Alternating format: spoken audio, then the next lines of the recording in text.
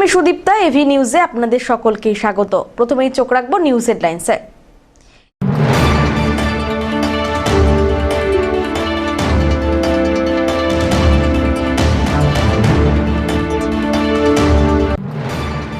আজ 21শে ফেব্রুয়ারি আন্তর্জাতিক মাতৃভাষা দিবস। জলপাইগুড়ি জেলা প্রশাসনের সহযোগিতায় এবং তথ্য ও সংস্কৃতি দপ্তরের পক্ষ থেকে দিনটি পালিত হলো।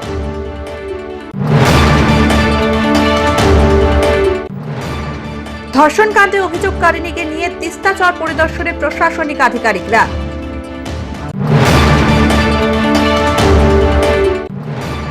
শহরের বুকে বিএসএফ এর অস্ত্র প্রদর্শনী, আগ্নেয়াস্ত্র হাতে নিয়ে নেড়েচেড়ে দেখল স্কুল কলেজের ছাত্রছাত্রীরা।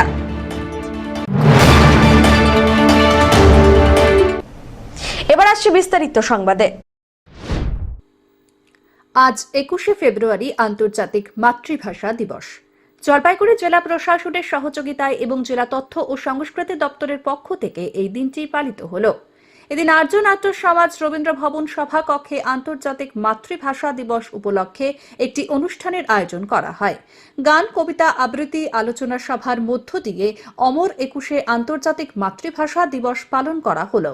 এদিনের অনুষ্ঠানে উপস্থিত ছিলেন সদর মহকুমা শাসক তমজিৎ চক্রবর্তী, জেলা তথ্য ও সংস্কৃতি আধিকারিক স্বরূপ বিশ্বাস।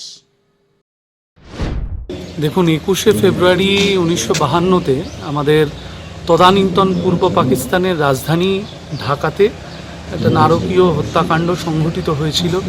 যারা বাংলা ভাষা নিয়ে লড়াই করছিলেন সেই ভাষা সংগ্রামীদের ওপরে, সেই ঘটনাকে স্মরণে রেখে রাষ্ট্রপুঞ্জের ইউনেস্কো তারা আজকের দিনটিকে আন্তর্জাতিক মাতৃভাষা দিবসের স্বীকৃতি দিয়েছে।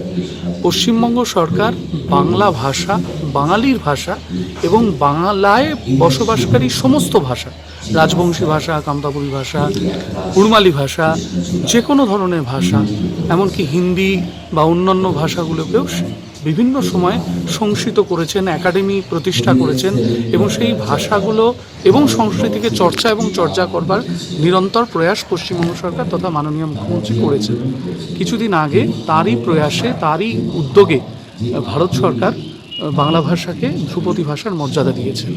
সুতরাং আজকের দিনে দাঁড়িয়ে আমাদের সেই সংস্কৃতি এবং ভাষাকে এবং ভাষা শহীদদের স্মরণ করবার এক অত্যন্ত পবিত্র দিন, পবিত্র মুহূর্ত, যাতে আমরা বাঙালি হিসেবে নিজেদেরকে, নিজের উত্তরাধিকারকে স্মরণে রাখি। আজ 21শে ফেব্রুয়ারি বিভাগীয় নির্দেশ অনুসারে আজ আমরা সমবেত হয়েছি এই রবীন্দ্র ভবন প্রাঙ্গণে। আজ আমরা আন্তর্জাতিক মাতৃভাষা দিবস পালন করছি। আমাদের মনের ভাষা, প্রাণের ভাষা, আমাদের হৃদস্পন্দন এই বাংলা ভাষা। আজ বাংলা ভাষাকে নিয়ে আজ আমরা অনেকভাবে এই ভাষাকে আজকে আমরা উদযাপন করব। আজ আবৃত্তি থেকে শুরু করে গান, গীতি আলেখ্য এর সংমিশ্রণে আজকে আমাদের এই অভিনব প্রয়াস যেন একটা খুব ভালো মাত্রা পায়, সেই আমাদের প্রচেষ্টা চলছে। আর বলা বাহুল্য, জলপাইগুড়ির অনেক সংস্কৃতি মনস্কা মানুষজন এসেছেন এবং তাদের সহচার্যে আজকের দিনটি সুন্দর হয়ে উঠুক, এটাই কাম্য। সব্যসাচী মজুমদারের রিপোর্ট, এভি নিউজ।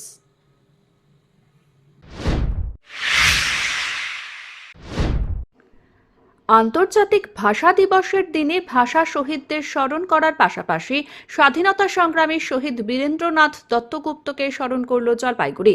দেশের স্বাধীনতার দাবিতে সরব হওয়ায় 1910 সালের 21শে ফেব্রুয়ারি জলপাইগুড়ি জেলা স্কুলের প্রাক্তন ছাত্র বিপ্লবী বীরেন্দ্রনাথ দত্তগুপ্তকে ফাঁসির দড়িতে ঝুলিয়ে দিয়েছিল ইংরেজরা। এই দিনটিকে আত্মবলিদান দিবস হিসেবে পালন করে আসছেন জলপাইগুড়ির বাসিন্দারা। এদিন জলপাইগুড়ি জেলা পরিষদের সামনে বিপ্লবী বীরেন্দ্রনাথ দত্তগুপ্তর আবক্ষ মূর্তিতে মাল্যদান করে তাকে স্মরণ করার পাশাপাশি ভাষা দিবস আন্দোলনের শহীদদেরও স্মরণ করা হয়। জলপাইগুড়ির শহীদ বীরেন্দ্র দত্তগুপ্তের 117তম আত্মবলিদান দিবস। ভারতবর্ষের পরাধীন যুগে যে বিপ্লবীরা নিজের জীবন উৎসর্গ করে দেশের স্বাধীনতার জন্য লড়াই করেছিলেন, বীরেন দত্তগুপ্ত সেই শহীদদের অন্যতম। তিনি জলপাইগুড়ি জেলা স্কুলের ছাত্র ছিলেন এবং জলপাইগুড়িতে এসে তিনি যখন এই বিপ্লবী কর্মকাণ্ডে অংশ নেন, সেই সময় তাকে ব্রিটিশ পুলিশ গ্রেপ্তার করে এবং আজকের দিনে তার ফাঁসি হয়। এই বিপ্লবী বীরের প্রতি শ্রদ্ধা জানিয়ে প্রতি বছর এখানে বীরেন দত্তগুপ্ত স্মৃতিরক্ষা কমিটির পক্ষ থেকে শ্রদ্ধা জানানোর কর্মসূচি হয় এবং দিনটা যেহেতু একই দিনে 21শে ফেব্রুয়ারি ভাষা আন্দোলনের শহীদদেরও একই সঙ্গে শ্রদ্ধা জানানো হয়। আজকে আন্তর্জাতিক ভাষা দিবস। যারা 1952 সালে ভাষার জন্য লড়াই করে যারা আজকে এই ভাষাকে আন্তর্জাতিক ভাষা আজকে আমরা পালন করছি, তাদের আমি সেই শহীদদের কুর্নিশ জানাচ্ছি। তারা অমর হোক। এবং আজকের দিনেই আমাদের প্রথম শহীদ হয়েছিলেন বীরেন্দ্রনাথ দত্তগুপ্ত, আমাদের জলপাইগুড়ি জেলার প্রথম শহীদ। ওনারও আজকে সেই ভোরবেলা আজকের দিনেই ওনার ফাঁসি বরণ হয়েছিলেন। তো তাকেও আমরা তার ফাঁসির এই মৃত্যুর দিনে তাকেও আমরা স্মরণ করছি। আপনাদের এখানে তো মূর্তি রয়েছে? হ্যাঁ, আমাদের এখানে মনীষীদের মূর্তি রয়েছে। সেই প্রত্যেক মনীষীদের আমরা আজকে মাল্যদান করে এবং ভাষা দিবসকে আমরা পালিত করছি। পিনাকি শীলের রিপোর্ট, এভি নিউজ।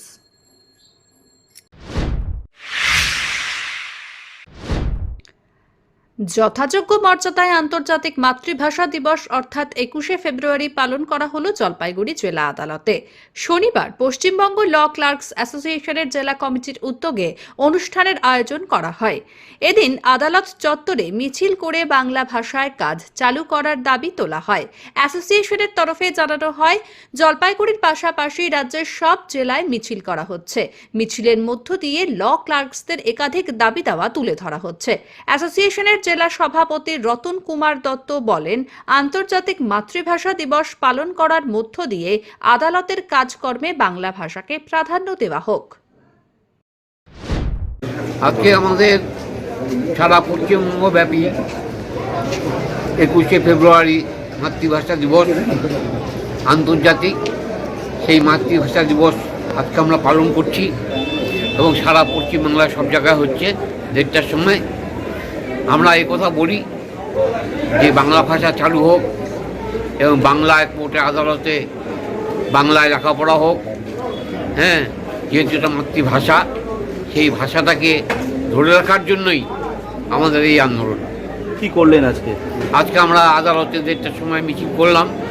তার আগে আমাদের লোকাল কমিটির সেক্রেটারি, প্রেসিডেন্ট যারা আছেন তারা জজ সাহেবের কাছে পারমিশন নিয়ে আসছেন যে 1:30টার সময় আমরা মিছিল করব। এই মিছিল করলাম, মিছিল করে সবাই জমায়েত হলাম। জমায়েত হওয়ার পরে আমরা এই প্রোগ্রামটা করলাম। সব্যসাচী মজুমদারের রিপোর্ট, এভি নিউজ।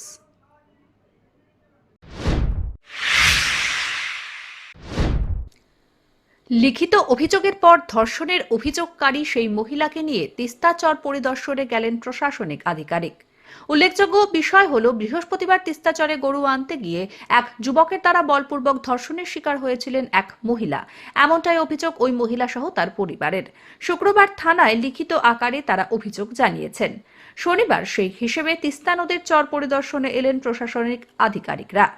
প্রশাসনের সাথে সেই স্থান পরিদর্শনে যান সদর ব্লক যুব তৃণমূল কংগ্রেসের সভাপতি প্রসেনজিৎ কুমার লালা সহ অঞ্চল যুব তৃণমূল কংগ্রেস। অভিযোগকারী ওই মহিলার স্বামী বলেন, পুলিশের প্রতি আস্থা রয়েছে। সদর ব্লক 1 যুব তৃণমূল কংগ্রেসের সভাপতি প্রসেনজিৎ কুমার লালা বলেন, এমন পৈশাচিক ও নেক্কারজনক ঘটনার প্রতিবাদে প্রথম দিন থেকেই এই পরিবারের পাশে রয়েছেন তারা। না, আমরা তো প্রথম দিন থেকেই বলেছি এই জঘন্যতম ন্যাক্কারজনক ঘটনা দ্রুত তদন্ত চাই এবং দোষীদের গ্রেপ্তার চাই। তার জন্য প্রশাসনকে যে ধরনের সহযোগিতা করার দরকার আমরা সঙ্গে থেকে সহযোগিতা করব। এই এলাকাবাসীরা রয়েছেন, প্রত্যেকেই চাচ্ছেন এই ঘটনা দ্রুত দৃষ্টান্তমূলক শাস্তির ব্যবস্থা প্রশাসনের তরফ থেকে হোক এবং এখনও দোষী গ্রেপ্তার হয়নি। আমরা চাচ্ছি প্রশাসনের কাছে, যেটা জানালাম আমরা এলাকাবাসীর পক্ষ থেকে এবং আমাদের পক্ষ থেকে, আমরা দ্রুত গ্রেপ্তার চাচ্ছি। কোনো কথা শোনা হবে না, দ্রুত যেখান থেকেই পারা যাক দোষীকে গ্রেপ্তার করতে হবে। প্রশাসন কিভাবে করবে সেটা প্রশাসনের ব্যাপার। বলছি, এই মুহূর্তে প্রশাসন চরে গিয়ে সেই জায়গা কি খতিয়ে দেখলেন? হ্যাঁ, খতিয়ে দেখলেন। ওনারা কি বললেন, তারা কি আশ্বাস দিলেন? প্রত্যেকে বিভিন্ন ওনারা বলছেন আমরা যথাসাধ্য চেষ্টা করছি, আমাদের একটু সময় দিন। আমরা ভরসা রাখছি এখনো প্রশাসনের উপরে। যে যার বিরুদ্ধে অভিযোগ রয়েছে, হ্যাঁ, তাকে কি এই এলাকায় দেখা যাচ্ছে? না, দেখা যাচ্ছে না। পলাতক, তার বাড়ির অভিভাবকেও পলাতক। কোনোভাবেই আমরা খোঁজ করতে পারছি না। এলাকাবাসী ওরা সজাগ রয়েছে। আমাদের পক্ষ থেকে কোনো ক্লু বা কোথাও থাকলে আমরা সাথে সাথে জানিয়ে দেবো প্রশাসনকে। মানে পুলিশের যে তৎপরতা সেটা লক্ষ্য করা যাচ্ছে এই বিষয়টা নিয়ে। অমিত বণিকের রিপোর্ট, এভি নিউজ।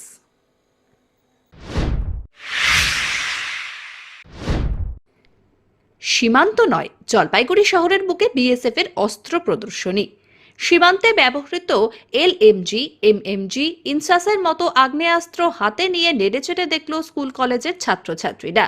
৬০তম বর্ষপূর্তি উপলক্ষে শনিবার জলপাইগুড়ি শহরের এবিপিসি মাঠে অস্ত্র প্রদর্শনীর আয়োজন করে বিএসএফ এর জলপাইগুড়ি রানীনগর সেক্টর।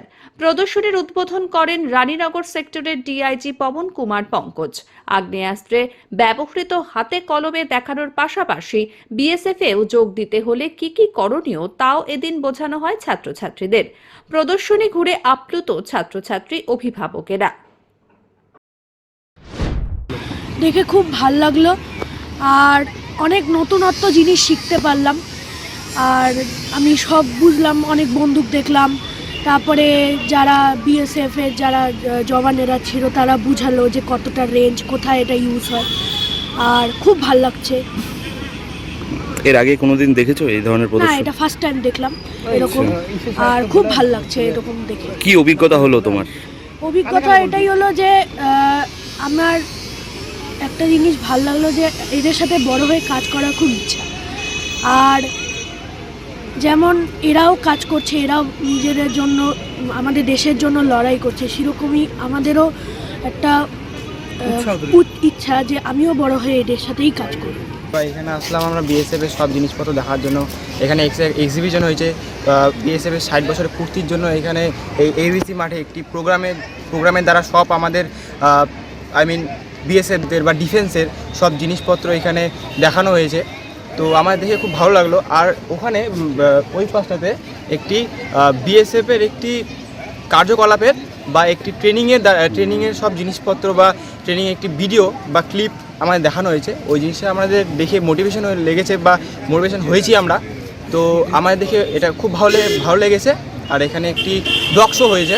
ওই ডগ শোতে কীভাবে আমাদের ডগদের ট্রেনিং করানো হয়েছিল বা ট্রেনিং করিয়ে এখানে প্রদর্শন করেছে, সব দেখে আমাদের খুব ভালো লেগেছে। এটা আগে কোনোদিন দেখেছো তোমরা? না, আমরা হয়তো বা আগে অন্যজন দেখেছে, কিন্তু আমি আগে এই জিনিসটা দেখিনি। আগে এই জিনিসটাকে আমরা ফোনেই বা ইন্টারনেটে দেখেছি। ধীমান রায়ের রিপোর্ট, এভি নিউজ।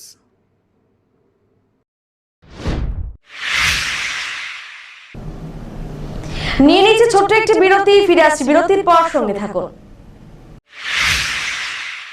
স্বনির্ভর বাংলা গড়ার লক্ষ্যে পশ্চিমবঙ্গ সরকারের উদ্যোগে একাধিক জনমুখী প্রকল্পের জন্য বিশেষ রেজিস্ট্রেশন ক্যাম্প আয়োজন করা হয়েছে। এর অন্তর্গত বাংলা যুবসাথী প্রকল্প, যার মাধ্যমে মাধ্যমিক বা সমতুল্য উত্তীর্ণ, কর্মহীন এবং অন্য কোনো ভাতা বা স্কলারশিপে অন্তর্ভুক্ত নন এমন ২১ থেকে ৪০ বছর বয়সী যুবক যুবতীরা প্রতি মাসে ১,৫০০ টাকা আর্থিক সহায়তা পাবেন। ক্ষেত মজুর ও অন্যান্য কৃষক সহায়তা প্রকল্পে নিজস্ব জমিহীন ও কৃষক বন্ধু নতুন প্রকল্পের বাইরে থাকা ক্ষেত মজুররা খরিফ ও রবি মরশুমে ২ কিস্তিতে মোট ৪,০০০ টাকা সহায়তা পাবেন। এই ২ প্রকল্পের রেজিস্ট্রেশন সহ লক্ষ্মী ভাণ্ডার প্রকল্পে নতুন রেজিস্ট্রেশনও করা যাবে। জলপাইগুড়ি জেলার সকল ব্লক ও পৌরসভা এলাকায় ক্যাম্প আয়োজিত হচ্ছে। রেজিস্ট্রেশন ১৫ থেকে ২৬ ফেব্রুয়ারি ২০২৬, সময় সকাল ১০টা থেকে বিকেল ৫টা। ক্যাম্প শুরু হচ্ছে আজ থেকেই। নিকটবর্তী ক্যাম্পের অবস্থান জানতে এই ওয়েবসাইটে গিয়ে ফাইন্ড ইয়োর ক্যাম্প অপশনটি ব্যবহার করুন। জলপাইগুড়ি জেলা প্রশাসন। ফিরে এলাম বিরতির পর। ছাত্রছাত্রীদের দক্ষতা বৃদ্ধিতে বিশেষ পদক্ষেপ জলপাইগুড়ি ইঞ্জিনিয়ারিং কলেজের।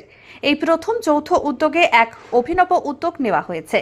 ছাত্রছাত্রীদের দক্ষতা বাড়াতে সেমিনারে উপস্থিত ছিলেন doctor Jyotirmoy Banerjee, doctor Indrani Ghosh, doctor Evelyn Bhuiya ও কলেজের একাধিক অধ্যাপকরা।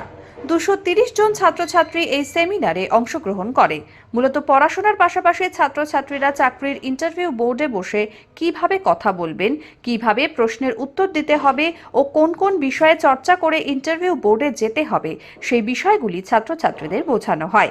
হিন্দুস্তান কনস্ট্রাকশন কোম্পানির HR বিভাগের প্রধান ডক্টর জ্যোতির্ময় ব্যানার্জি ছাত্রছাত্রীদের বোঝান কি করে ইন্টারভিউ বোর্ডের প্রশ্নের উত্তর দেবে সেটা ছাত্রছাত্রীদের বোঝানো হয়। অপরদিকে গোটা বিশ্ব জুড়ে মাইনিং এর উপর বিভিন্ন কাজ হচ্ছে, সেই মাইনিং নিয়ে ছাত্রছাত্রীদের বোঝান ডক্টর ইভলিন ভুইয়া। স্টুডেন্টদের জন্য এই সেমিনারটা করা হয়েছে এবং this is the first case যেখানে আমরা একসঙ্গে দুটো মানে কলেজ এবং অ্যালামনি অ্যাসোসিয়েশন দুজনে মিলে করছি। এখানে আমাদের যে স্পিকাররা এসছেন, রেসপেক্টেড স্পিকাররা, একজন হিন্দুস্তান কনস্ট্রাকশন কোম্পানির HR ডিভিশনের হেড, আরেকজন এসছেন আমাদের কগনিজেন্টের সিনিয়র ম্যানেজার, এছাড়া আমাদের আরেকজন অ্যালামনাস আছে, তিনি মাইনিং এর ওপরে ছাত্রদের কিছু বলবেন এবং ছাত্রদের সেটা ভীষণ উপকার হবে। এখানে যেই জিনিসটা প্রথম উদ্দেশ্য হলো যে ছাত্ররা কি করে ইন্টারভিউ ক্র্যাক করবে সেই জিনিসটা এদের জানানো হচ্ছে। দ্বিতীয়ত আরেকটা ক্ষেত্রে ছাত্ররা খুব অসুবিধায় পড়ে, যখন প্রথম কলেজে অফিসে তারা জয়েন করে তখন তাদের অ্যাটমসফিয়ারটার সঙ্গে তাদের একটু অসুবিধা হয় মানিয়ে নিতে। সেই জায়গায় সেই ডটগুলো কানেকশনস করার জন্য আমাদের ইন্দ্রাণী বলবেন। এছাড়া মাইনিং এবং মেটালার্জি এখন ভীষণ আপকাপিং, সেটা আমাদের অ্যালামনাস ইভলিন ভুইয়া উনি বলবেন। শুনুন, এইখানে আমাদের ফার্স্ট ইয়ার থেকে ফোর্থ ইয়ার পর্যন্ত সবাই পার্টিসিপেট করছে, কারণ ফোর্থ ইয়ার হচ্ছে বেরিয়ে যাবার সময়। তারা জানবে যে কিভাবে ইন্টারভিউগুলো ক্র্যাক করবে, তারা জানবে যে অ্যাটমসফিয়ারের সঙ্গে তারা কোপ আপ করবে কিভাবে। আর ফার্স্ট ইয়ার থেকে যারা এসছে বা সেকেন্ড ইয়ার থার্ড ইয়ার যারা এসছে তারা নিজেরা নিজেদের মতন নিজেদের গ্রুম করে নিতে পারবে সময়টা পেয়ে। পড়ুয়াদের ক্ষেত্রে ইমেন্স ওদের হেল্প হবে, কারণ তারা জানবে যে অন্যান্য সব জায়গায় তো কম্পিটিশান আছে চাকরির ব্যাপারে, তো সেই জায়গাটায় তারা কম্পিটিশানসগুলোকে কি মেথডিক্যালি কীভাবে পড়াশুনো করলে বা কিভাবে তাদের স্কিল ডেভেলপমেন্ট করলে তারা সেই জিনিসগুলোকে ইন্টারভিউকে ক্র্যাক করতে পারবে সেগুলো তারা সম্পূর্ণ জানতে পারবে। ধীমান রায়ের রিপোর্ট, এভি নিউজ।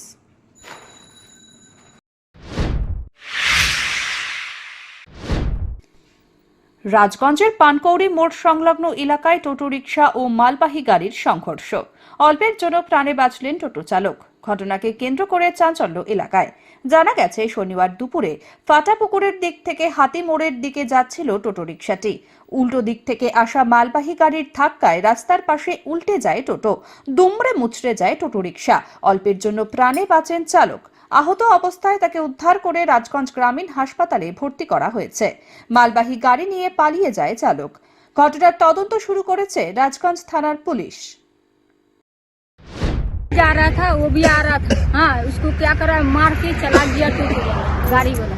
कौन सा गाड़ी था वो? गाड़ी राजगंज का गाड़ी। वो जो ड्राइवर लोग था वो गडरा का ना, उसको यहाँ पे लगा, छोटू हाथ लगा है, कमर में लगा। टोटो में और कोई था? और कोई नहीं, पुलिस आया? ड्राइवर था। पुलिस आया? पुलिस आया नहीं। ये गाड़ी कहाँ जा रहा था, कहाँ से कहाँ ये जा रहा था गडरा। गाडरा? हाँ। राजगंज से फटापुर से? हाँ।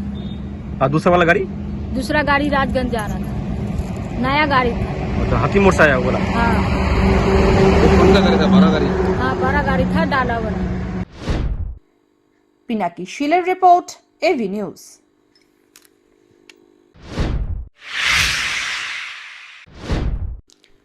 বাৎসরিক শনি পুজো অনুষ্ঠিত হল নয়াবস্তির শনি মন্দিরে। দক্ষিণপল্লী কালচারাল অ্যান্ড স্পোর্টিং ক্লাবের পরিচালনায় শনিবার বাৎসরিক শনি পুজো অনুষ্ঠিত হয় নয়াবস্তি এলাকায়। শ্রী শ্রী শনি মন্দিরে সকাল থেকেই ভক্তদের ভিড় দেখা যায়। সকাল থেকেই চলে পুজো অর্চনা। এরপর বিকেলে সকলের জন্য কয়েক হাজার মানুষকে খিচুড়ি প্রসাদ বিতরণ করা হয়। এবার নিয়ে তাদের পুজো 29তম বর্ষ। তারা অত্যন্ত নিয়ম মেনেই পুজো করে থাকেন। এবারও সেই পুজোতে অংশগ্রহণ করেছে বিভিন্ন ওয়ার্ডের মহিলারা বলে খবর। প্রতি বছরের ন্যায় এই পুজো আমরা করে থাকি, সবার মঙ্গল কামনায় আমরা করি। আমাদের ক্লাব যারা সদস্য রয়েছে তারা এবং আমাদের পাড়া প্রতিবেশী 8 নম্বর 10 নম্বর সবার উদ্দেশ্যে আমরা এই পুজোটা করে থাকি। আমাদের এই পুজোটার মেন উদ্যোগদাতা বাচ্চু আমাদের তথা আমার পাশে দাঁড়িয়ে আছে, তার উদ্যোগেই আমরা এই আজকে এখানে পুজোটা করি এবং আমরা সকল সদস্য এবং সকল সদস্য মিলেই আমরা এই পুজোটা প্রতি বছরের ন্যায় করতে থাকি। এবার আমাদের 29তম আমরা পদার্পণ করেছি। আমাদের পুজোটা ঠিক 12টার সময় আমরা শুরু হয়েছে। কত হাজার মানুষকে খিচুড়ি আমরা এবার টার্গেট রেখেছি 5 থেকে 7 হাজার মানুষকে আমরা এই প্রসাদ বিতরণ করব। আমরা 5টার থেকে সবাইকে আহ্বান করেছি, আপনারা আসুন। অমিত বণিকের রিপোর্ট, এভি নিউজ।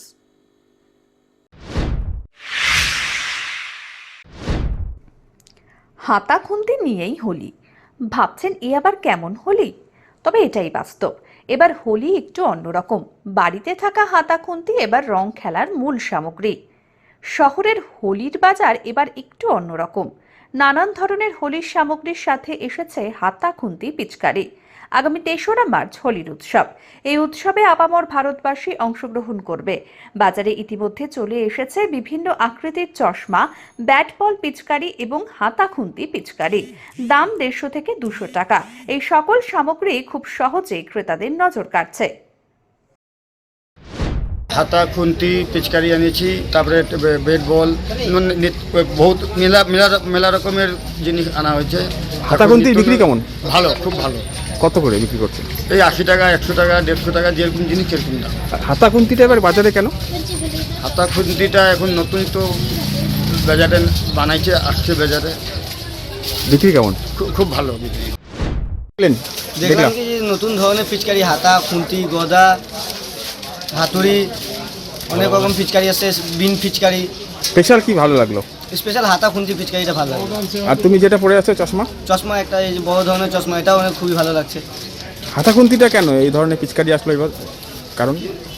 কারণ কোম্পানির সেলের জন্য। বিক্রি কেমন? বিক্রি ভালো। তুমি নিচ্ছ? হ্যাঁ। কিভাবে পালন করবে হোলিটা? হোলিটা এখন কি সবাই ভালো নয়।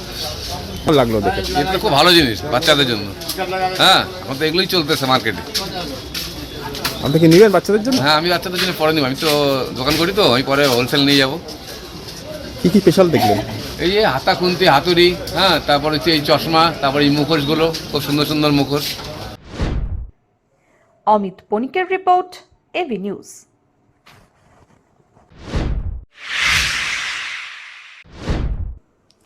সর্ষে চাষে কমছে লাভের পরিমাণ, তাই এই চাষ থেকে চাষিরা অনেকটাই মুখ ঘুরিয়ে নিয়েছেন। বর্তমানে এমনটাই অভিমত চাষিদের। তবে পর্যাপ্ত রাসায়নিক সার এবং পরিচর্যা করলে সর্ষে চাষে লাভ মেলে, এমনটাই জানালেন কৃষক গোবিন্দ সরকার। তিনি বলেন, ভালো করে পরিচর্যা করলে এখনও বিঘাতে 6 থেকে 7 মণ সর্ষে ফলে। তিনি আরও বলেন, বর্তমানে যা তেলের দাম রয়েছে তাতে 6 মণ সর্ষে হলেও লাভবান হওয়া যায়। এখন দেখা যাচ্ছে চাষিরা সর্ষে চাষ সাধারণত করে না, বা যারা আপনাদের মতো 2-4 জন করেন, তাতে কি লাভবান হওয়া যায়?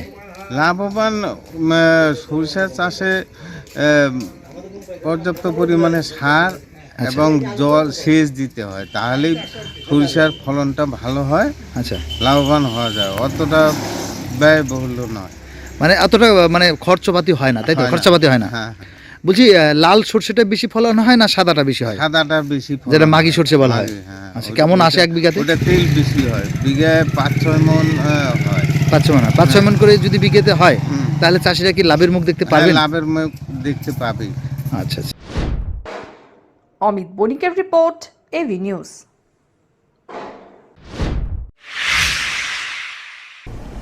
শেষ করবার আগে নিউজ হেডলাইন্স আরো একবার।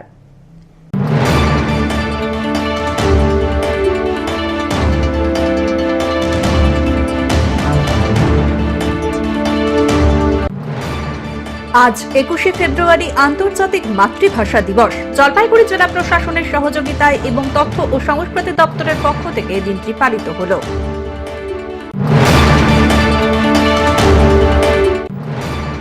ধর্ষণকাণ্ডে অভিযোগকারিণীকে নিয়ে তিস্তা চর পরিদর্শনে প্রশাসনিক আধিকারিকরা।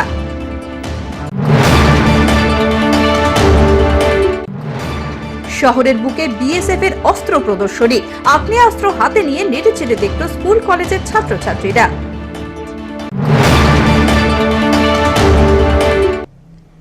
এখনকার মতন এভি নিউজ এ পর্যন্তই। পরবর্তীতে আসছি আরো সংবাদ নিয়ে। দেখতে থাকুন আমার ভিশন। নমস্কার।